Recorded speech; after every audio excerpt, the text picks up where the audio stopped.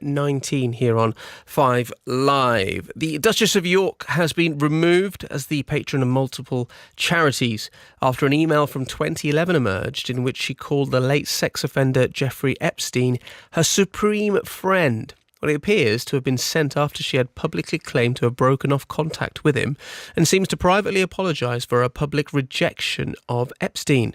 In an interview earlier that year, she'd said her involvement with him had been a gigantic error of judgment and that what he did was wrong and for which he was rightly jailed. A spokesperson for the Duchess said her subsequent email to Epstein describing him as a friend had been sent because she was trying to counter a threat from him to sue her for defamation and that she still really regretted any association with him. Andrew Lowney is author of entitled The Rise and Fall of the House of York, a biography of the Duke and Duchess of York. Well, she was a regular visitor to his homes. She has more numbers, actually, in his little black book than Prince Andrew does. There was extensive correspondence, and I suspect there will be more that will be coming out in the coming weeks. One can just get a sense of how close that relationship is just from the terms that she uses in this leaked email. Epstein was paying a lot of her bills, and she was very much in his debt. I think this looks like being perhaps the worst. I mean, even worse than she was caught in 2010 trying to sell access to Andrew. This is something I've been long aware of. In fact, some material was in my book, but it was taken out by lawyers.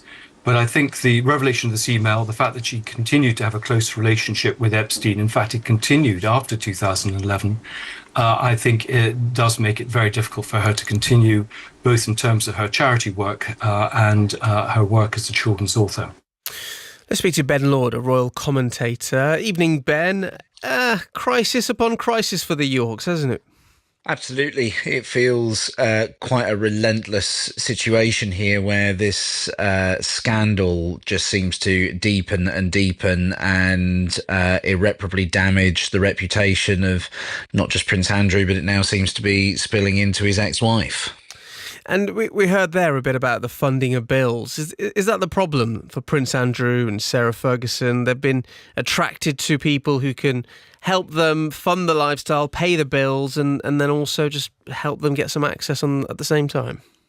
I mean, as working members of the royal family, as indeed the Duke of York once was, the object of money shouldn't really come into it because, of course, things were paid for and your way of life is taken care of. But it would appear that indulgences have got the better of them. The notoriety has become lost in translation and they've become pretty unsensible about it.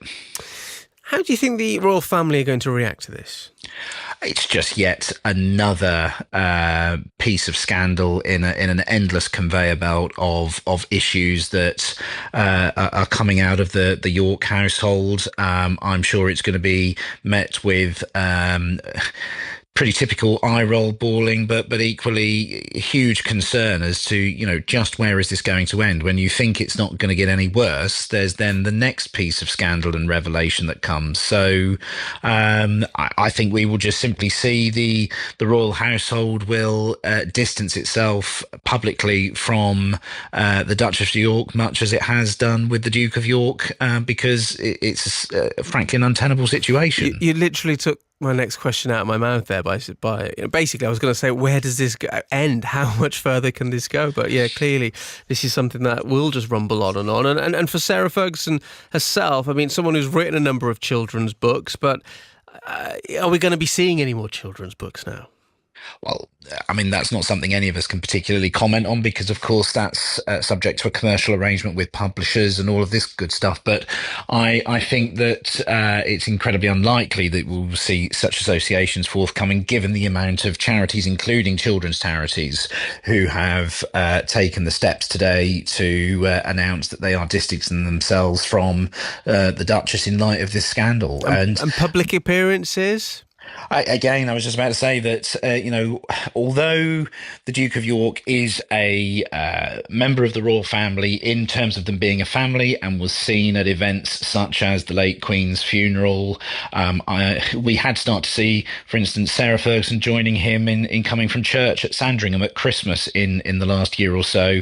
But I think it's fair to say that as more and more emerges and deepens this situation, it's very unlikely we're going to be seeing either the Duke or the Duchess of York at frontline royal affairs any time into the future.